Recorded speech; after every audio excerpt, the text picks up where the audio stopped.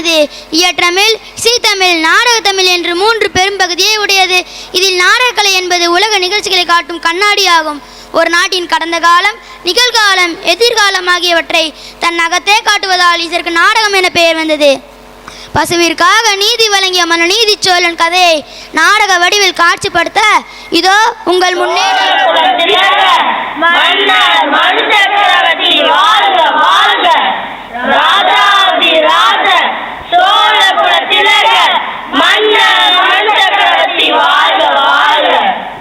வணக்கம் தச்சரே, ஏன் இங்கு வந்துள்ளீர்கள்? நான் மன்னரை பார்க்க வந்துள்ளேன். அமருங்கள். வணக்கம் அண்ணா. வாருங்கள் தச்சரே, நேற்று உம்மிடம் ஒரு வேலையை கொடுத்தேனே, முடித்து விட்டீரா? ஆம், முடித்து விட்டேன் மன்னா. நீங்கள் நேரிலே வந்து பார்வையிடலாம் அண்ணா. அப்படியா? மிக்க மகிழ்ச்சி. அமைச்சர்களே, சோழ நாடு சோறுடைத்தது என்பது உலகோரைந்த செய்தி. அது மட்டுமா? சோழ குலத்துக்கும் பெருமை சேர்க்கும் முறையாக மற்றொரு செய்தி. நீதி தவறாத ஆட்சி முறை அல்லவா? அதனால் தான் என் ஆட்சியில் குடிமக்கள் யாரும் துன்பப்படக்கூடாது என்று நினைத்தேன். அதற்காக நான் ஏற்படுத்திய ஓர் அமைப்பே இந்த ஆராய்ச்சி மணி. அதைத்தான் இந்த தச்சர் சிறப்பாக செய்து முடித்துள்ளார். ஆராய்ச்சி மணியா? அது எதற்கு மன்னா? அதை கொண்டு நீங்கள் எப்படி நீதி வழங்குவீர்கள்? சொல்கிறேன் அமைச்சரே. நம் அரண்மனை வாயிலில் கோவில் மணி போல் பெரியதொரு மணியை கட்டச் செய்ய உள்ளேன். குடிமக்கள் தங்களுக்கு ஏற்படும் குறைகளை உடனுக்குடன் தீர்த்து கொள்ள இந்த ஆராய்ச்சி மணியை பயன்படுத்திக் கொள்ளலாம். அரசே, இதில் என்ன புதுமை? நீங்கள் தான் எந்த குறையும் மக்களுக்கு வைப்பதில்லையே. நீங்கள் சொல்வது உண்மையாக கூட இருக்கலாம். ஆனால் சிலர் தங்கள் குறைகளை வெளிப்படையாக சொல்ல தயங்குவார்கள் அல்லவா? குடிமக்கள் எப்போது ஆராய்ச்சி மணியை ஒழித்தாலும் அவர்கள் முன் நானே ஓடோடி சென்று குறைகளை உடனடியாக தீர்த்து வைப்பேன். ஆஹா, நீங்கள் தான் சிறந்த மன்னர்.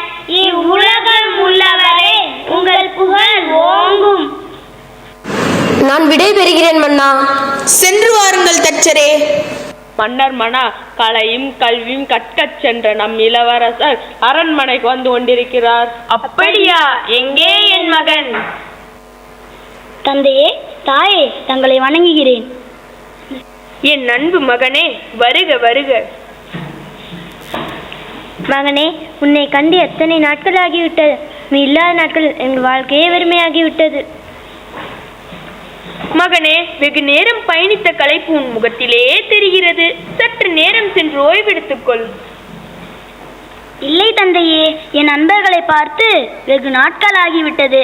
அதனால் அவர்களை பார்த்து விட்டு வருகிறேன். எனக்கு அனுமதி தாருங்கள்.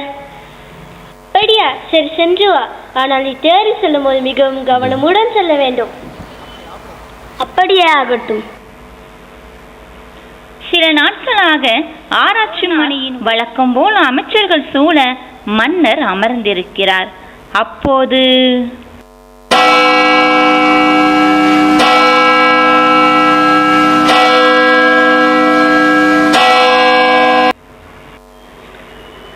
மன்னா மன்னா, என்ன ஆயிற்று? ஏன் இப்படி மூச்சிறைக்க ஓடி வருகிறாய்? பதறாமல் சொல். மன்னா, இதுவரை நான் கண்டதும் இல்லை, கேட்டதும் இல்லை. அதனால் தான் எப்படி சொல்வது என்று தயங்குகிறேன். ஏன் இந்த தயக்கம்? இதோ நானே சென்று பார்க்கிறேன். ஐயகோ, என்ன ஆயிற்று? பசு ஒன்று ஆராய்ச்சி மணியை அடித்துக் கொண்டிருக்கிறதே. என் ஆட்சியில் வாயில்லா பசுவுக்கு குறை நேர்ந்ததா? அதை கண்டால் தீராத துயரத்தில் துன்பப்படுவது போல் இருக்கிறதே. எனக்கொன்றும் விளங்கவில்லையே. யாரெங்கே?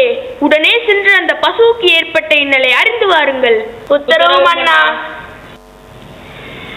அரசரின் மகன் தேரை தெருவில் ஓட்டிச் செல்லும் போது அங்கு துள்ளி குதித்து கொண்டிருந்த பசுவின் கன்று எதிர்பாராத வகையில் தேர்காலில் மாட்டி இறக்கிறது.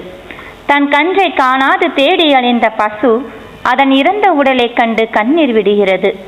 அதன் தாங்க முடியாத துயரே ஆராய்ச்சி மணி வடிவில் ஒலிக்கத் தொடங்கியது. இப்போது அரசர் என்ன செய்வார்? தன் மகன் என்று அவரை காப்பாற்றுவாரா, அல்லது தன் கன்றை இழந்து வாடும் அந்த பசுவுக்கு உரிய நீதியை வழங்குவாரா? மன்னா, தங்கள் முடிவை தயவு செய்து மாற்றிக்கொள்ளுங்கள். என்ன சொல்கிறீர் அமைச்சரே? மண்ணுயிர் காக்கும் மன்னன், நீதி வழங்கும் நெறிமுறையாளன் என்று மக்கள் என்னை போற்றுகிறார்களே, அதற்கு இழுக்கு நேரிட நான் ஒருபோதும் விடமாட்டேன். கண்ணுக்கு கண், பல்லுக்கு பல் என்பதுதான் நான் எடுத்த முடிவு. இதில் எந்த மாற்றமும் இல்லை. மன்னா, சற்று பொறுங்கள். நமக்கு இருப்பதே ஒரே ஒரு மகன். பசுவன் கஞ்சன் வேண்டுமென்றே கொள்ளவில்லை, அறியாமல் செய்து தவறானே. அதற்கு நீங்கள் இப்படி ஒரு முடிவை எடுக்க வேண்டுமா? ஆம், அதுதான் சரி. கண்ணீரும் கம்பளையுமாய் நின்று அந்த பசுவின் முகம் உங்கள் கண்களுக்கு தெரிகிறதா? அதன் கண்ணிலிருந்து வழியும் கண்ணீர். நீயும் ஒரு மன்னனா? உனக்கு உன் மகன் எப்படியோ அப்படியே எனக்கும் என் கன்று அல்லவா? அந்த சின்னஞ்சிறு கன்று உனக்கு என்ன பாவம் செய்தது?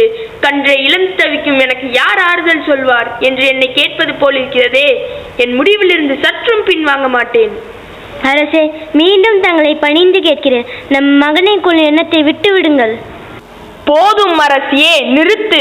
இனி யார் சொன்னாலும் நான் கேட்க மாட்டேன். பசுவின் கன்றை துடிக்க துடிக்க தேர்காலிட்டு கொன்ற என் மகனை அதே தேர்காலிட்டு கொள்ளத்தான் போகிறேன். அந்த பசு அடைந்த துயரத்தை நானும் அடைய வேண்டும். இதுதான் நான் அந்த பசுவுக்கு அளிக்கும் தீர்ப்பு. யார் அங்கே? தேரை பூட்டி வாயிலில் வந்து நிறுத்து. இழுத்து வா என் மகனை. இப்பொழுதே அவனை தேர்காலிட்டு நீதியை நிலைநாட்டப் போகிறேன். தாயே, கவலை வேண்டாம். செய்த தவறுக்கு நானே தண்டனை ஏற்றுக்கொள்கிறேன். தந்தையின் சொல்படியே நடக்கிறேன்.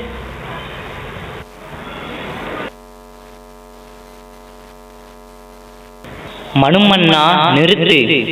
உன் நீதி வழங்கும் தூய்மையை சோதிக்கவே இந்த பசுவின் கன்று சம்பவத்தை யாமே நிகழ்த்தினோம்.